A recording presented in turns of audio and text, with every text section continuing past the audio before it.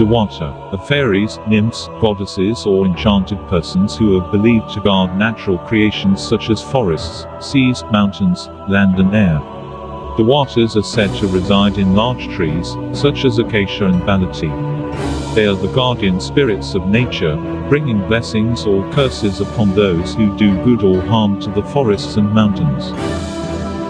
The Capre, a legendary monster eminently known as the tree giant that smokes tobacco, is described as a huge and tall man, hairy, dark-skinned fiend quiescent in an aged large tree, ballat, santal or narid tree. There are two types of Capre, the white one and the black one. The white one, a mythical creature, is also known to be friendly. The black one, a Capre, is known to be furious and quite sensitive. Folklore stories tell that the Capre can only be seen by children, befriend kids and plays with them.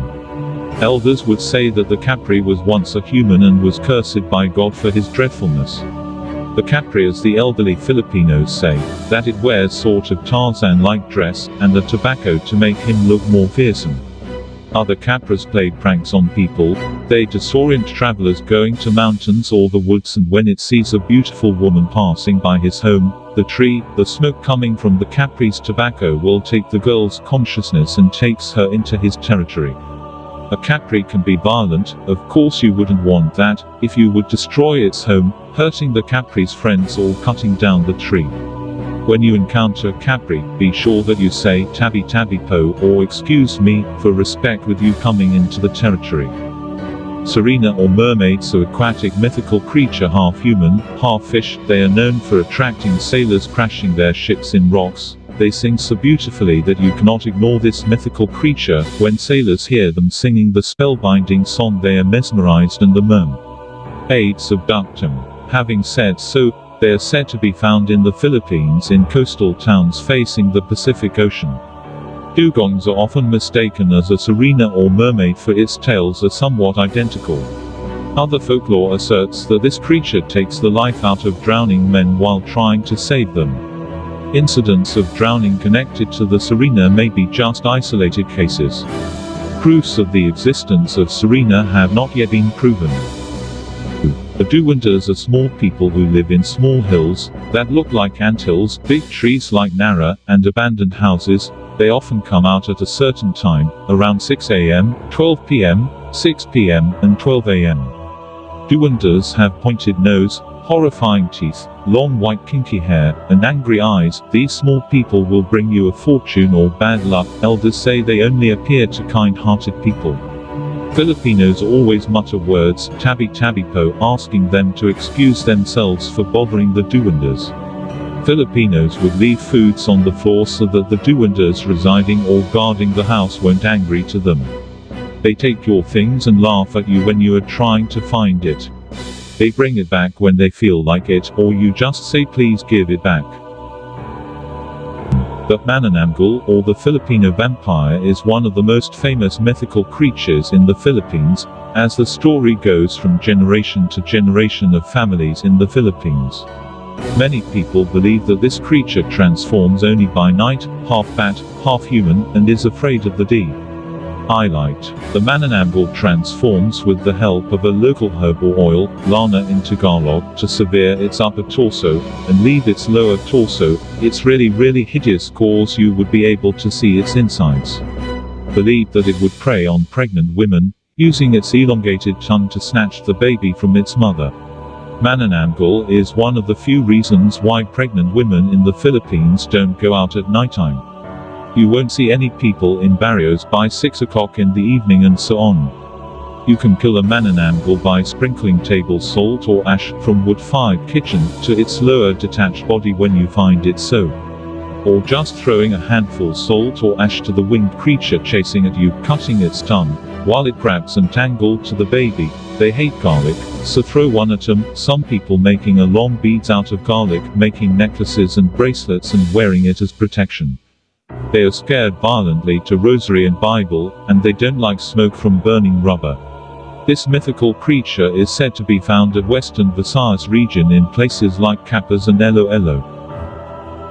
The Tikbalang creature is demi-human, half horse, half human. Its lower torso is a human and the upper is horse head. It's like a centaur, but more scary type as its eyes are red, and is said to carry an axe, palikal in local dialect, everywhere it goes.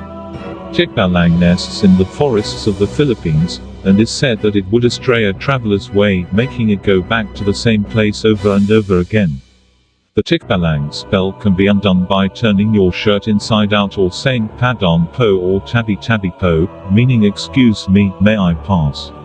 When it rains in a sunny day, people in the Philippine villages would say, there are Tikbalangs getting married. You can tame a Tikbalang when you snatch one of its golden hair, there are only 3 of them. So break a leg. Once you get the golden hair, you get to ask anything you want the Tikbalang to do. The Santelmo or the St. Elmo's fire is one of the many mythical creatures to be seen or heard from stories of elders in the Philippines. It looks like a skull on fire, a size of a billiard ball that when he spots you, you're going to have the fastest run of your life.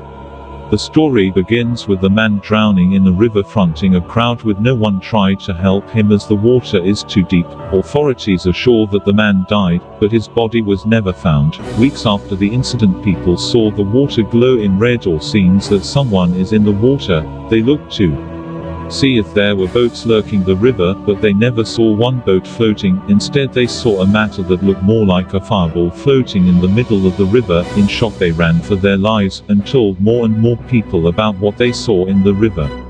They all believed that the fireball originated from the man that died from drowning in the river. Filipinos believe that when a man dies while the rain pours, his spirit will stay where the body has been found, and eventually his spirit will turn into the so-called Santelmo. The reason why, when there is a corpse found along the streets, Filipinos would light a candle to release the spirit from its captivity from the real world. The Sigbin or Sigbin is very popular in the Philippines. These mythical creatures said to lurk at nights when the moon is full and look for food. It sucks the blood and soul from human shadows, or eats coal ooling in local dialect. The Sigbin walks backward with its head behind its knees. It almost looked like Smeagol in the Lord of the Rings trilogy, only with a tail. They are believed to be fast runners, and bring good luck to anyone who captures this creature. This creature's believed to be raised by its owner, the witch and the witches. The Sigbin can be a gift from to the witches to its newly converted members. The Sigbin are faithful to its owner. Any commands and wish of the witch, the Sigbin won't hesitate to do it so. It disguises itself in the daylight as a squash, and has an ability to be invisible to the naked eye, making it impossible to kill, but it is a possibility to kill it with a whip of some sort. You can avoid a Sigbin by walking in front of it, not behind it.